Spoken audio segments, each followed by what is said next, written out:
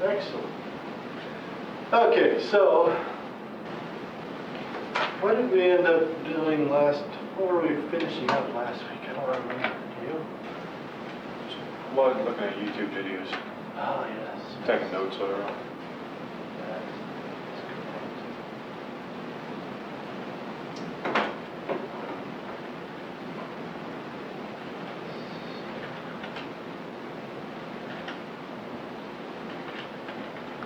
Today, we are not going to look at a video so much as we are going to look at a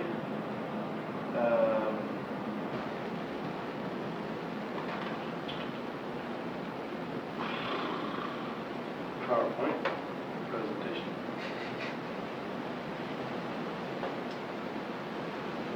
Let's see, what did I do with this?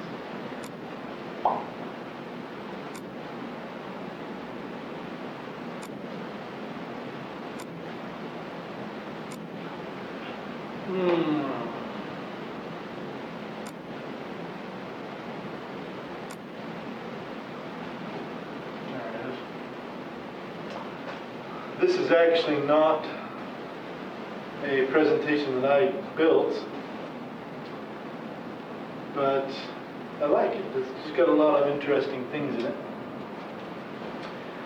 So we're going to talk about a brief history of engineering and go through some different things here. Mostly these are just pictures that give us some things to talk about. Obviously we're starting with a picture of the pyramids being built, right? These I think are supposed to be Egyptians building these ziggurats, as they are called, these step pyramids. And it's very interesting to try to figure out how the Egyptians built these things. We don't have a great deal of evidence about how they built them, except by looking how they're breaking apart. We can kind of see there is historical evidence, writings, that the pyramids were at one time covered with a rock on the outside other than sandstone. They were built of sandstone, and they were covered supposedly by something like marble. So they looked very different than they do now. And so that's kind of interesting. There's lots of things that are interesting. One of the most interesting things is that the pyramids, the most famous pyramids outside of Giza, are not the biggest pyramids in the world. They're certainly the most famous, most photographed, most visited, but the biggest pyramids in the world are actually in Mexico, Central America. Let's see, how do I advance this? Here, I suppose. I'll just have to do that. So, when did engineering begin? Really, we have no idea. We just assume that as soon as human beings began to have a large enough cerebral cortex where they could organize information in their brains, and they began to do things like build tools, we assume that's the beginning of engineering. And tools were probably the first thing. And the history of engineering and the prehistory of engineering and the prehistory of man are equally unknown. We don't really have any evidence of how man evolved or how man came about. We just don't know. We have suppositions. Of course, there are a lot of religious people who believe in creationism, who believe that we were put here on this earth as humans, and I'm not sure it really matters one way or the other. The biologists and the Darwinists, as sometimes they call themselves, or some other people call them, believe that in this model here where man evolved from ape, but we've never really connected the two, actually. The closest we can come is to about this point, where man is, we have skeletal evidence of man walking upright and being essentially the same as we are now. But this piece right here is the missing piece. We don't have that evidence quite yet. We have a lot of evidence of advanced primates who walked upright, somewhat stooped, but not really. We don't have a primate that walked completely upright and had a truly advanced cerebral cortex that connects them to human beings. But it's probably going to happen before too long. But anyway, the point being is not that we have a debate between where man came from, it's that we have an equal, I mean, the study of these things is one and the same. Man's intelligence has always allowed them, throughout time and to different degrees, to take what is around them in their environment and put it to use somehow. And very likely the very first use was something like a rock used to break something, or a sharp rock used to cut something, or a stick used to stab something, or something like that, used to swing at something. An implement that is not really a derived tool, they've not done anything to it, they're just using it for something. And we're not by any means the only creatures on Earth to do this. In fact, creatures of all levels of intelligence use tools, and so that's not truly engineering. It becomes engineering when you alter the implement, when you use a stick, when you take a stick and you cut it so that you're only left with certain parts of it, for example, to make a slingshot. Or you use a stick and you cut off the end of it so that it is sharpened, so that it becomes a spear. Or you take a rock and you break it in half so that you get sharp edges, or something, or you scrape out the inside of a rotten stump of some kind to carry water, something like that.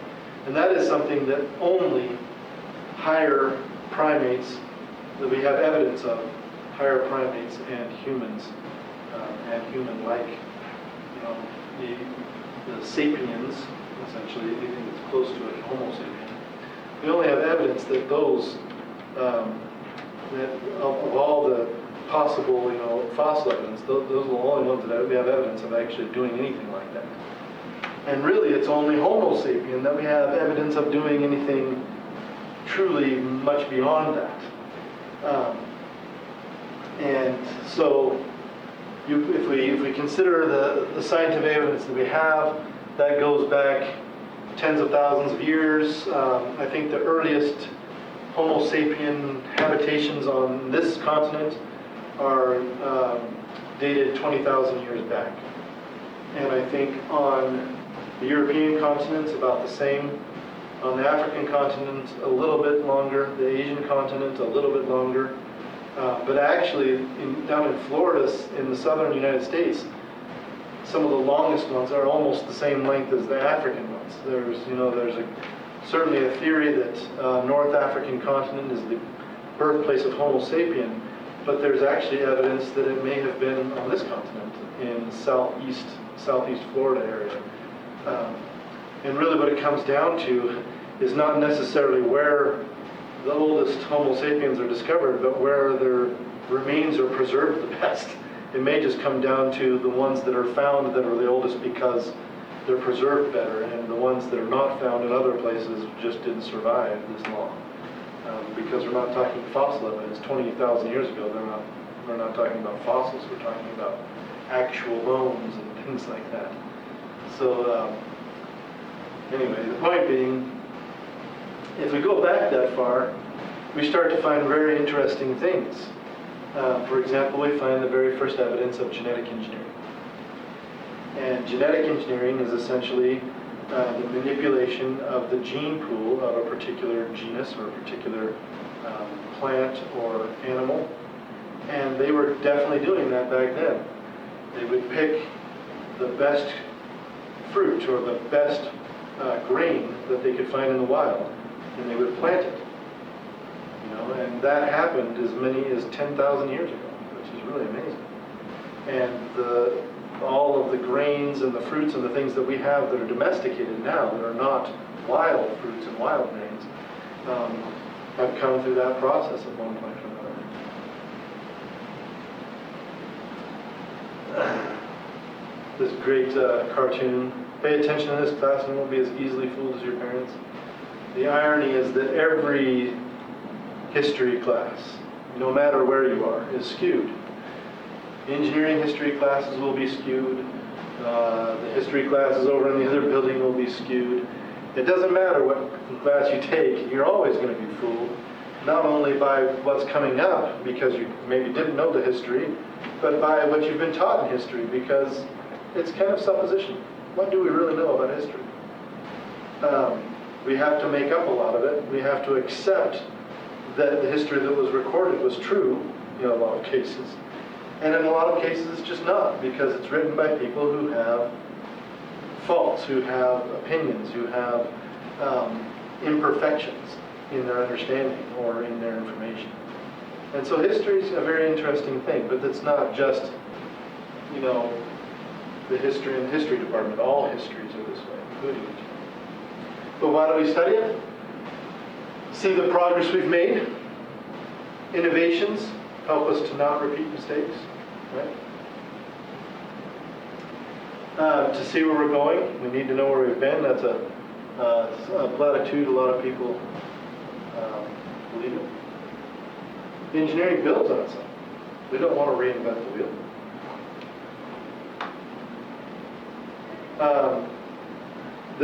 And this is something that's become very much a reality recently. Ideas that that people came up with, we can actually accomplish now in this day. And that has happened with Einstein's ideas. Einstein had several ideas that were not realized until the past couple of decades. It's happened with the Higgs boson. It's happened with all kinds of things. It's even happened in film.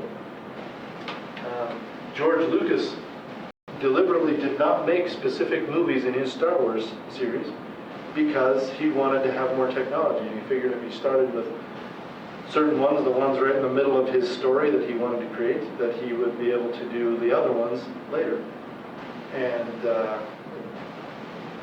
it's working out for him, I guess. He's getting more technology to make his movies. So what's the earliest engineering innovations we can think of?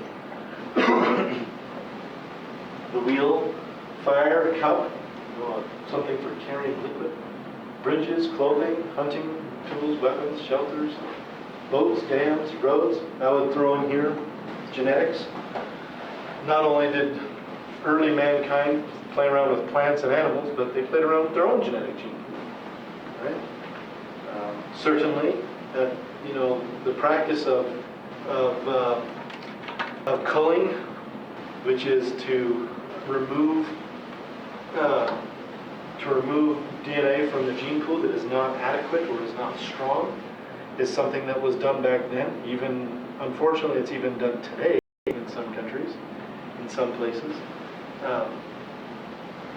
And unfortunately, it's even done today in some families, even in the United States, where one child who is extremely gifted and extremely talented and maybe just extremely good looking or something, they give them all of their attention, where their other child that is maybe not so talented, they maybe don't spend so much time with and so much money on. That happens, unfortunately. And that's a genetic choice. I mean, they've chosen one or the other, and one will have a much better chance of succeeding. We do it as a society as well. We choose people for success all the time, unfortunately. And that is genetic engineering. It is the simplest form of genetic engineering. But it is one that has been around for a very long time. So let's take a look at a piece of engineering here, which is not really all that well known, but you may have heard of it in one of your courses before. It's called the atom. You ever heard of it? The what now? The atom. Mm-hmm. So the atlatl is a spear thrower, and it was invented 10,000 BC, so a long time ago. And it's probably even before that. And they were used on the American continent primarily, but also in some parts of the European continent. I'm not sure about the Middle East or Africa, but they're for sure used on the American continent 10,000 BC. And essentially what it is it's a lever arm for throwing a spear. It has a little hook on one end. You can almost see the hook on one end. Maybe we should get a better picture of the atlatl here. Atlatl. So this is, yeah, kind of a little better picture of it. You've got this handle here with this little hook that connects to the end of the spear. The spear has a little kind of indentation in it. It sticks in the back. And I've actually used one of these. I have a friend who's actually killed an elk with one of these. He's one of the only people that say he's the only person he's ever heard of, and I never met, is actually taking down big game with an atlatl. But you connect this on the end of your spear, and as you're throwing the spear, you can see that he's holding the spear steady with his fingers here, but as you're throwing it forward, you let the spear release from your finger, and the atlatl gives you another 16, 18 inches of throwing arm as you throw it. So it's a lever arm essentially, and it can increase the speed of the atlatl by a tremendous amount, and by almost triple the speed. And triple the speed means 9 times the energy, because energy goes by the speed squared. And so that'll do 9 times as much damage and have 9 times as much penetration into whatever you're throwing the spear at. In a lot of European places, in a lot of European prehistoric times and even historic times, the heavy spear was used to throw so that you could penetrate into whatever you're trying to penetrate. So they just make the spear heavier, but what they didn't realize is that the mass of the spear is linearly related to the energy. So if you double the mass, you only double the energy. And you still have to throw it with the same speed, which is difficult to do if you double the mass. But if you leave the mass the same and double the speed or triple the speed, it goes by the speed squared, and so you get a huge return for your energy. That's the beauty of the lever arm, right? So the atlatl is very effective, and it was very useful in North America, particularly because of mammoth hunting. You have this huge mammal, not very fast, but quite violent. You don't want to get anywhere near it, and huge enough that you take on one of these things and you can feed a very large group of people for a very long time. In fact, if you bring one of these things down, you move your camp to where you brought it down. You don't move the animal to where your camp was. It was so big. And they would literally just camp around it and eat it until it was gone, and then go kill another one and camp around it and eat it until it was gone. And so it was a very big deal for humankind. And why would it be such a big deal? Well, because they can eat more, and if you can eat more, then you can reproduce more. But that's not all. That's not all there is to it. Engineering, you could really say every engineering feat of mankind, but some more than others, but every engineering feat of mankind contributed to the development and the evolution of man. As they created something, it would actually select them for survival. So the most intelligent primates were using rocks to kill things, and they survived better than the less intelligent primates. And so only the not necessarily people, but only the primates with the bigger brains survived to the next generations and further down the road. So these things contributed not only to evolution and selection, natural selection, but they changed natural selection to self-selection. right? It's still natural selection, but it's a little bit different because instead of the environment selecting the best and the smartest and the most capable, it was themselves selecting themselves. As their brains grew and as their abilities grew, those were the things that selected them, not their environments. And so this has changed human beings from being naturally selected to being self-selected. We essentially have chosen our destiny since this began to a degree. And is there a difference between that and natural selection? Well, it depends. A lot of people believe that there is a difference. And it's kind of ironic because it's the people that believe in evolution that believe that human self-selection is not natural. They're the ones that, so for example, you have these people that believe that evolution is the only possible way, and they get really angry at religionists and creationists. And for me, I don't really care one way or the other, honestly, what people believe in. But for some people, there's this huge belligerent war going on, creation or evolution. Well, the funny thing is that people that believe so much in the evolution side of things are often the people that believe so much in things like we're polluting this world and we're killing off species and we're doing all these bad things as human beings. Well, it's ironic that they would believe that since they're the ones that believe human beings are natural, selected, naturally evolved creatures. So everything that human beings do according to their core beliefs should be natural, and yet they condemn humankind for being who they are, for naturally selecting the world around them. And they also accuse people who are, and it just tends to be this way, I don't know why, it seems very ironic to me. They accuse people who are creationists of not caring about the world around them, which I've not really seen in my particular life. I've met plenty of people who believe that God created man and the earth that really take care of the earth, and I've met plenty of people who believe that and believe in evolution that don't take care of the earth. I've seen it both ways on both sides. I don't see that there's any difference between the two camps. It just they seem to accuse each other this way. But anyway, I think it's kind of funny that we don't, if we believe in evolution, we don't believe man is a part of that evolution, even though that's the whole point. So anyway, it's kind of interesting. We have entered an area, we have entered a region or a time where our intellect has kind of run away with us, and we forget where we came from. We came from nature. We are a part of nature.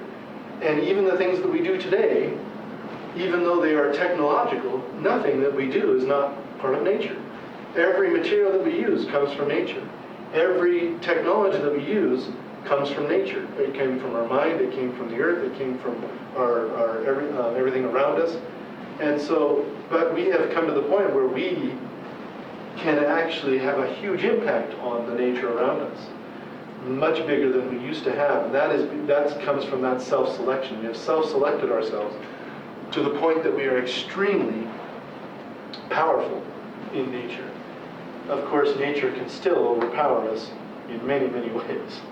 But we can have a very big effect on it, which is very interesting, philosophically and naturally, technologically, however you think about it. Okay. Domestication and early agriculture. So here we go. This is what corn looked like 20,000 years ago. Really? And we actually still have this stuff. This is called teosinte. It's essentially just a wild grain that grows out there. And we have versions of it today that still exist. But through time, human beings realized that they could eat this and that animals could eat this. And so they would pick the best stuff every year to eat. And they would save some of that to grow for the next year. Because at some point in their life, they decided to start growing food. At some point in their life, as they killed animals, one of the things I meant to say that I didn't say, is that as they killed one of these mammoths and they would camp around it, and then they'd have to move to the next one and camp around it, they started to realize that they didn't want to just camp out anymore. It was getting annoying. They didn't want to have to just camp for a couple of months and then move again for a couple of months. And they started to realize that some of the plants around them they could eat, and they could maybe plant them at their next campsite or the campsite they're at and use it again when they came around to that campsite. And then they started to realize that that campsite could maybe be a permanent home, and they could just grow their food all the time. And this wasn't just, aha moments. It actually came from eating the meat. Eating the meat gave their brains the proteins that it needed to grow and to expand. So each generation's brains were bigger and bigger and bigger because they were eating more and more and more of this high protein food and the meat that has the very specific proteins that are needed for brain growth. Most vegetables, even if they're high in proteins, like beans and things, do not have all of those proteins. And so this is another kind of funny thing, is that a lot of vegetarians, for example, say that you can survive completely off of vegetables. And it's true, you can survive, but you cannot evolve. You actually need certain proteins that come almost exclusively from meats. And the only vegetables that they are present in are actually genetically engineered vegetables that came from humans with bigger brains.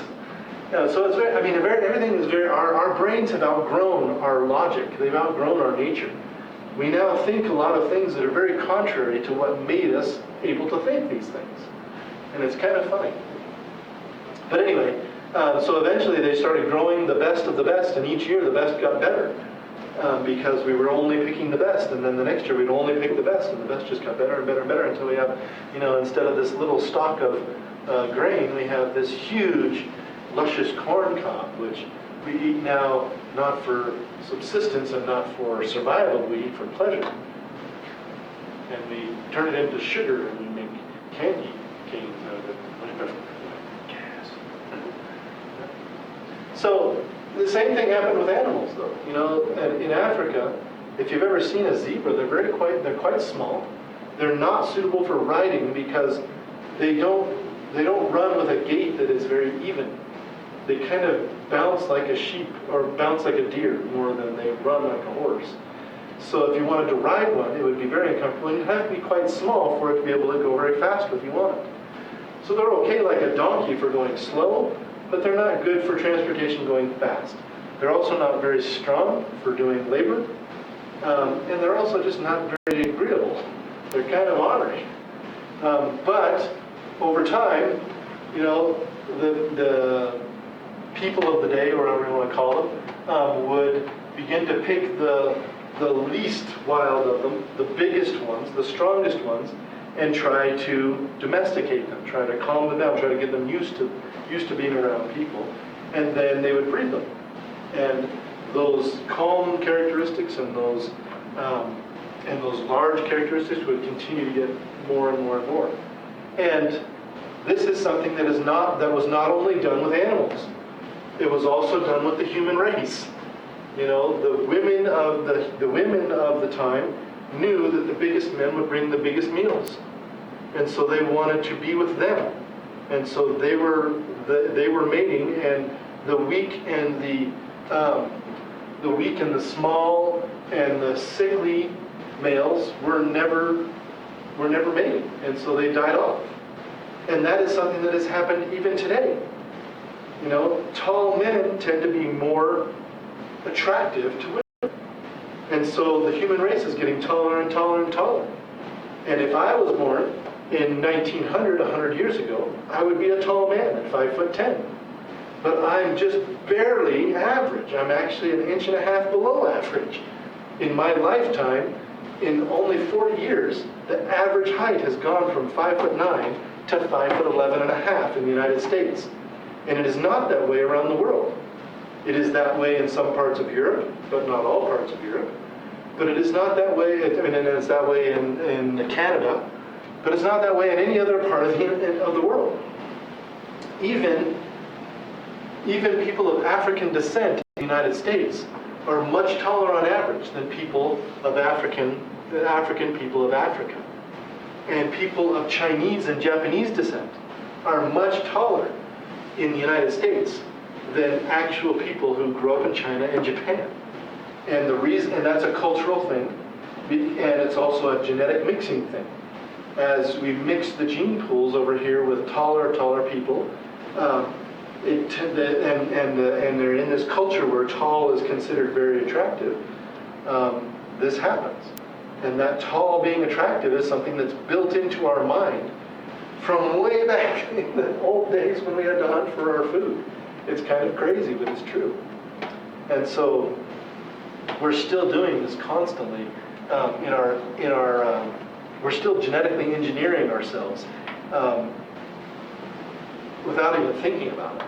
This is the simplest form of genetic engineering, without a doubt. Oh, here's another great thing that was genetically engineered. No, they don't show it. They do show the oak, what do they call those? Acorns from the oak tree, and the walnut. I mean the pecan, the almond rather. The acorns are inedible. You cannot eat them as humans. They are toxic. They won't kill you, but they'll make you quite ill. Whereas an almond you can eat directly off the tree, and they are related. They are very related. So, very interesting. Most tree nuts are related. Here they show the ancient civilizations. This doesn't necessarily show the ancient where people lived or where Homo sapiens actually lived necessarily. It's just where they built cities and civilizations. And you can see here in Central America, you have a lot of them. But there were a lot of people living here around the Gulf of Mexico, a lot of people, 20,000 years back, a long time ago. And over here on this side as well, the Southern California, Baja California region, quite a few. You can see the civilizations, of course, the Aztecs, the Mayas, and the Incas, huge civilizations, very successful civilizations, and then the Greeks, the Egyptians, the Romans, Mesopotamians, very, very ancient culture, the Mesopotamians.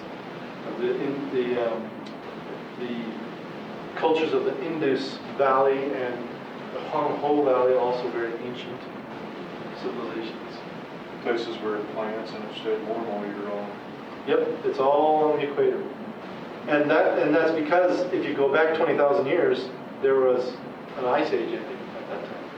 Right? 20,000 years ago, there was ice in Northern America, right about this line right here, almost the Mason-Dixon line. There was ice down there. So these ice ages were ending and they were melting off. And well, maybe not 20,000 years, maybe 50,000 years ago, but you know, there weren't people up there because there was no place to live up there for quite a long time. Same thing with Northern Europe and Northern Asia. It wasn't such a big deal in the South. You know, the ice age in the South only came up to, you know, halfway through Chile. You know, it didn't come up very far, but in the North it came down very far because there's so much land in the North. Here they show Mesopotamia, Sumeria, Babylonia, Assyria, very, very early cultures, all in the Middle Eastern region. Very, very ancient cultures. Here they show a very simple tool, but a very important one, because this was the beginning of agriculture as not just subsistence agriculture, but agriculture as something that's going to feed a civilization rather than a small group, right? So now they're not just farming for themselves, they're farming to sell, they're farming to feed those around them.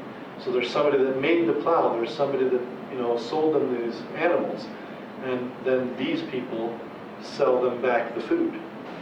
And that is a huge change in the way that we think, the way that we lived. Instead of just a small group of people, a little small tribe, or whatever you want to call it, now is a city or a town or a civilization. So, started the economy. Yes, it created an economy, and that's the thing that's so interesting about engineering and so wrong about the way we teach history. We teach history from a viewpoint of civilizations and governments. And why do we do that? Because civilizations and governments have been in charge of education. We really should teach it from a viewpoint of engineering. Because it is engineering, it's the inventions of humankind that drove civilizations, that created the civilizations, not the other way around. Without the plow, civilization would have never started. Without genetic engineering, which we were doing constantly without even knowing what it was, we would have never grown to be who we were.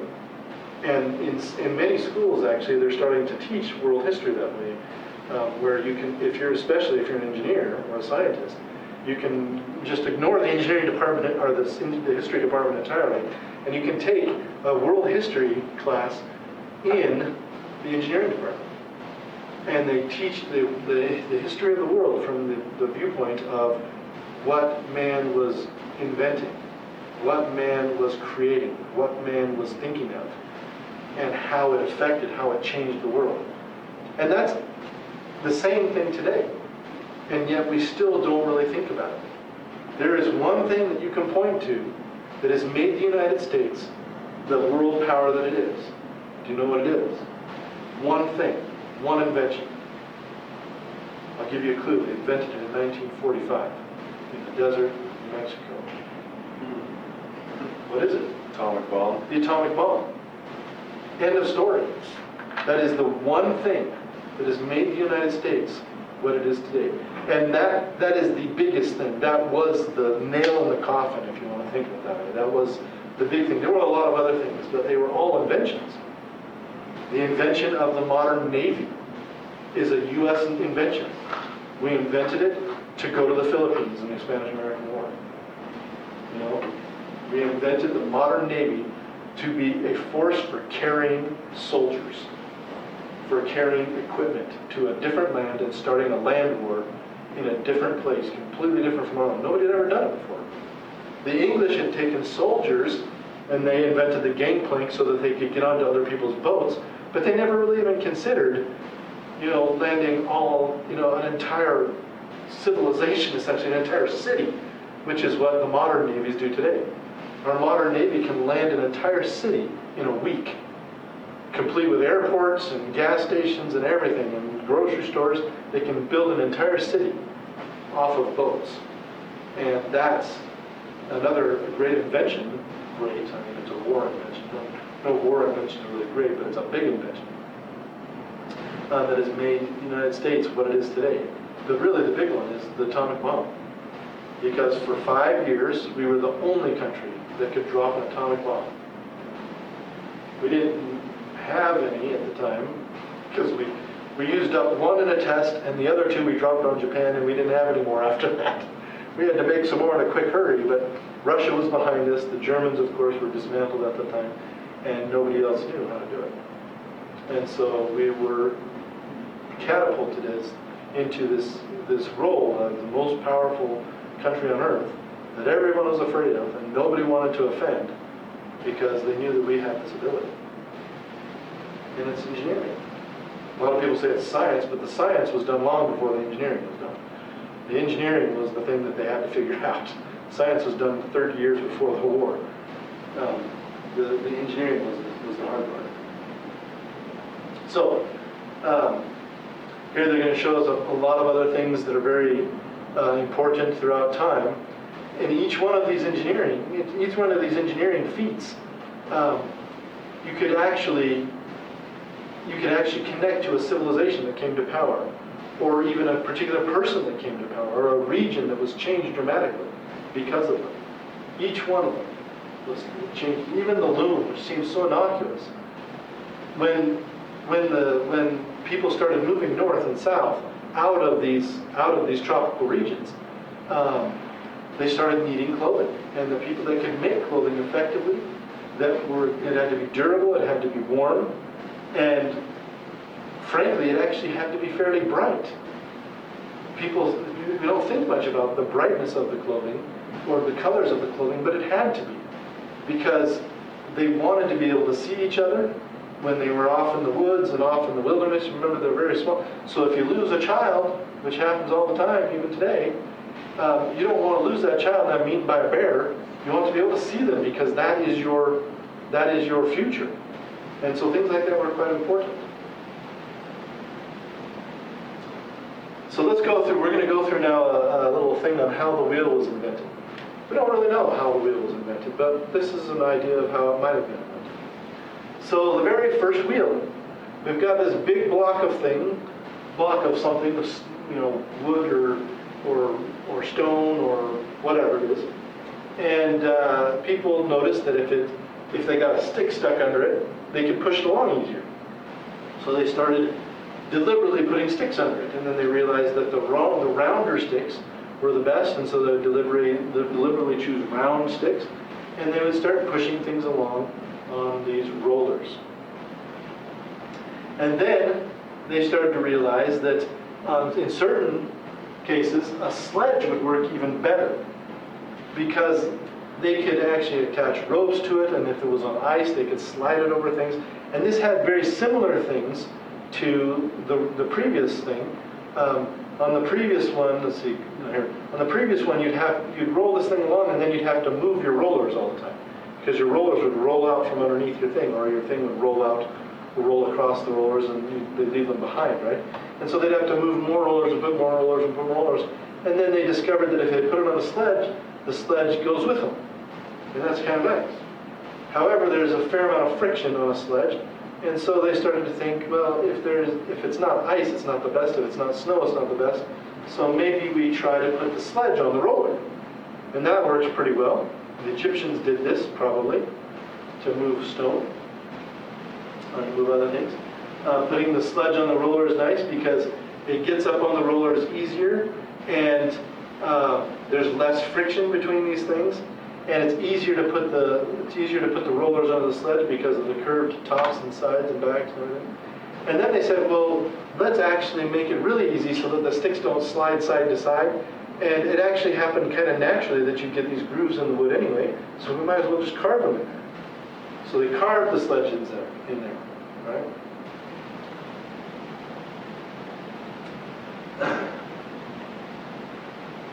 Actually, do they have? This is a good question. So do you know the answer to this question? It's something to do with where those grooves are. The wood's actually smaller, so you get more rotations as it goes along. That's right. But the great thing about it is it's kind of like the gears on a car or a bike, where the outside of the log is like your driven gear. The inside of the log is your driving gear, right? Mm-hmm. So that you go further and it's easier, right? So it's a twofer, right? Like gearing on your bike. Yep, very much like gearing on your bike. And then they said, well, we're getting tired of moving these things and lining them up and everything. So why don't we just connect it so it just goes with us, right? The only downside to this is that they would have problems with friction in here because you're staying in the same place all the time. Eventually they started throwing in grease in there, lard or whatever. And then they put a round axle on it, and they made the wheels even bigger. And they have kind of a bearing here. And that is the invention of the wheel, essentially. 1850 BC. Hammurabi, right? A building construction code, essentially. We have construction codes all the time here, and the reason for this code was to make sure that people were building safe structures, and they wouldn't be collapsing all the time. Why did they care? Well, because they were building these structures for slaves, essentially. They were building these structures to house their slaves and their laborers in, and they were very valuable pieces of property in the time, of course, unfortunately. But they didn't want that property to be destroyed, and so the people that they were hiring to build these buildings had to build them in a specific way, and if they didn't, they would get charged for that slave's death if they died in the building. Of course, the rich people lived in buildings made of stone, something much more, much less likely to come down even. The Tower of Babel, right? It's a great picture of the tower they tried to get to heaven in these ziggurats, these terraced pyramids. This one, I believe, is the one in Mexico. Irrigation. First, we have here the Nile, right? And the Nile depends on, or the Nile Valley depends on this river for being fertile. It's a very fertile piece of land, but only because of the irrigation that they get from it. And so they started irrigating there a long time ago. Here's the building that we're pyramid. We talked about this. Then they're going to building ships. Of course, the very first ships, very complicated structures with all these oars and everything else, because they didn't know much about how to sail. When the wind was going the way they wanted to go or close to it, then they put up the sail and use it that way. But if they weren't going in the direction of the wind, they would just put the oars out and start paddling away, right? They were able to change things later. Of course, when iron came along, when they figured out how to remove iron from iron ore, they were able to do all kinds of huge things with iron, and huge things with copper, and huge things with other things. The Japanese discovered 700 BC, 600 BC, I think. No, maybe it was 680.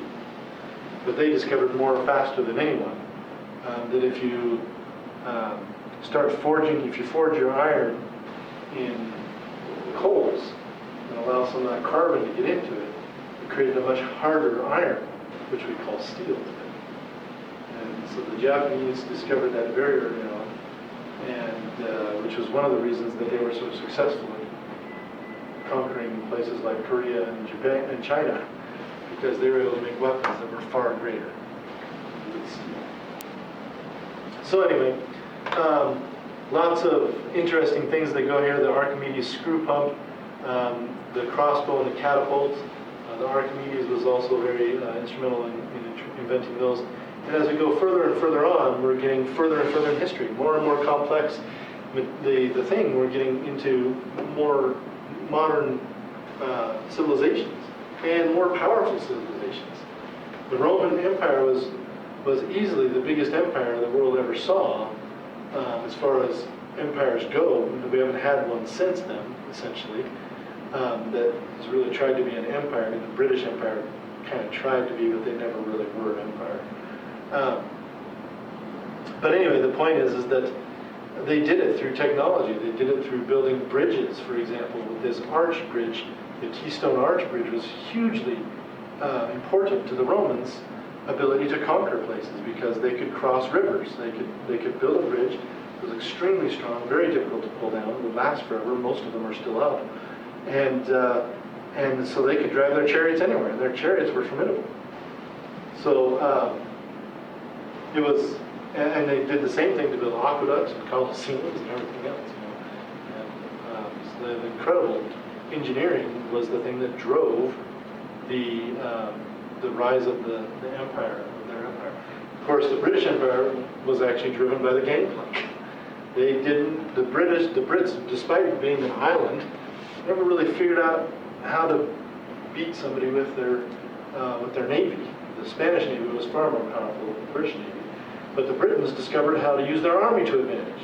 They built a big, strong boat, and they just throw hooks over to another boat and pull them up close and put gangplanks across and just put their army on the boat, and they just kill everybody on the boat, and then they don't have to worry about the boat. So They get another boat. that's right, and then you have another boat and you put more on it, and that's how it was incredible. It was brilliant, to use the word from England. It was brilliant. They conquered the Spanish Armada by using their army instead of their navy. So anyway, we're going to have to be done here. I've got an office hour to do, and so we'll see you guys next time. We're going to start with chapter 1 on Monday, so we'll see you then.